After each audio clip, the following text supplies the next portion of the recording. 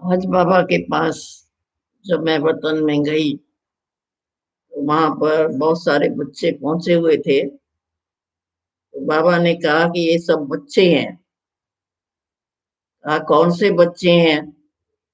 बाबा ने कहा ये बच्चे भी हैं और ये भुजाएं भी है। तो बाबा ने कहा उसमें कोई लेफ्ट है कोई राइट है, कोई राइट हैंड है और कोई लेफ्ट हैंड है। तो बाबा ने कहा जो राइट हैंड है वो बच्चे हमेशा बाबा की बात को हाँ जी करके बात सुनते हैं। कोई भी बात बाबा ने आज्ञा की तो बाबा को कहते हैं हाँ जी बाबा। और जो लेफ्ट हैंड वाले हैं वो कभी हाँ जी बोलते हैं कभी ना जी बोलते हैं। बुझाएं तो है। बाबा ने कहा बुझाओं का मतलब मददगार है। जो मेरे मददगार बच्चे हैं वही मेरी बुझाएं हैं। फिर बाबा ने कहा, बाबा का आज का जो रूप था सतगुरु का रूप था। बाबा को भोग स्वीकार कराया, सबकी तरफ से याद प्यार दिया। तो सतगुरु के रूप में बाबा का जो रूप था एकदम से, जैसे कहेंगे गुरु का रूप होता है जिसको देखने से ही क्या कहेंगे, बाबा की दृष्टि से ही ऐसा महसूस हो रहा था जैसे बहुत शक्ति मिल रही है। तो बाबा ने कहा कि सतगुरु जो तुम्हारा बाबा है, कहा दुनिया में गुरु अनेक है लेकिन सतगुरु तो तुम्हारा एक है। तो कहा सतगुरु क्या देता है? तो बाबा ने कहा सतगुरु तुमको वरदान देता है, सतगुरु तुमको आज्ञा करता है, सतगुरु तुमको श्रीमत देता है। तो बाबा ने कहा कई बच्चे आज्ञा का पालन करते हैं और कई बच्चे आज्ञा का उल्लंघन करते हैं।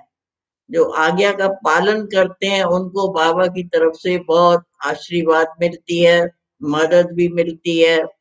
और जो उल्लंघन करते हैं, बाबा ने कहा उनको बाप से क्या मिलेगा? बाबा ने कहा उनको वो न बाप की मदद मिलती है, न बाबा ने कहा उस आज्ञा का उल्लंघन करने से फिर उनको उसकी सजा भी भोगनी पड़ती है। तो अगर मुझे सतगुरु के रूप में तुम याद करते हो तो जो मेरी आज्ञाएं हैं उनका उल्लंघन कभी नहीं करो। ये बाबा ने सुनाया।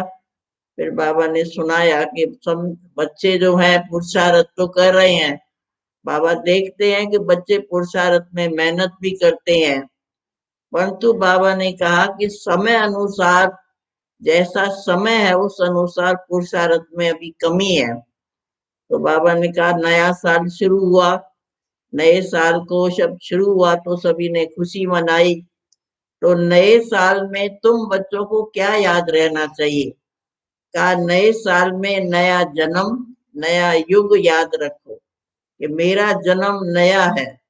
सिर्फ साल की याद नहीं रखो कि नया साल है। बाबा ने कहा नया साल तो आता ही रहता है और उसमें तुम खुशी मनाते हो, लेकिन खुशी तुम्हारे को तब होगी जब नया जन्म याद होगा और नया युग याद होगा।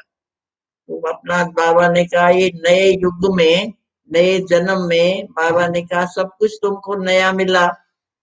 बाबा ने कहा कौन कौन सी नई चीजें मिली? ज्ञान भी नया मिला, बाबा भी तुमको नया मिला, क्योंकि बाबा को तुम जानते नहीं थे। और जितना भी बाबा ने कहा तुम बच्चों को इस नए जीवन में मिला है, सुख मिला, शांति मिली, आनंद मिला, प्रेम मिला, ये सब कुछ बाबा ने कहा तुम नहीं जानते थे, ये सब कुछ मिला। तो कभी तुम सोचते नहीं हो कि नया साल में तो बस खुशी मनाई, लेकिन अगर नया जन्म याद रहेगा और नए जन्म में जो तुमको प्राप्तियां मिली है वो याद रहेगी तो सदा खुशी रहेगी। और नया युग भी याद करो कि नए युग में हमको जाना है, तो अपने में नवीनता लाओ।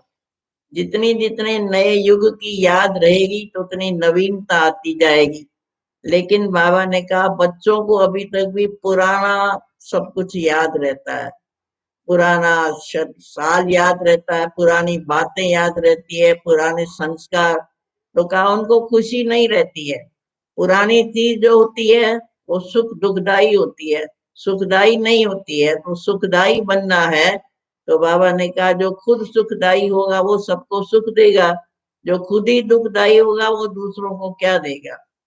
तो उसके बाद लास्ट में बाबा से मैंने पूछा, बाबा समय जो है अब तो बीतता जा रहा है और समय दिन प्रतिदिन नाजुक होता जा रहा है।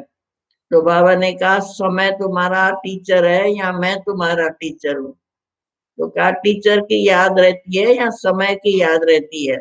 तो बच्चों को बाबा ने कहा कि मेरी याद कम रहती है लेकिन समय की याद, ये समय है, ऐसा समय है। तो कहा समय को टीचर नहीं बनाओ, लेकिन जो तुम्हारा सुप्रीम टीचर है, जो तुमको रोज पढ़ाई पढ़ाता है, उस पढ़ाई को याद करो और सुप्रीम टीचर को याद करो। तो बाबा ने कहा समय जो है वो तो अपना समय पे चलता ही जा रहा है, लेकिन समय अनुसार तुम चेंज होंगे।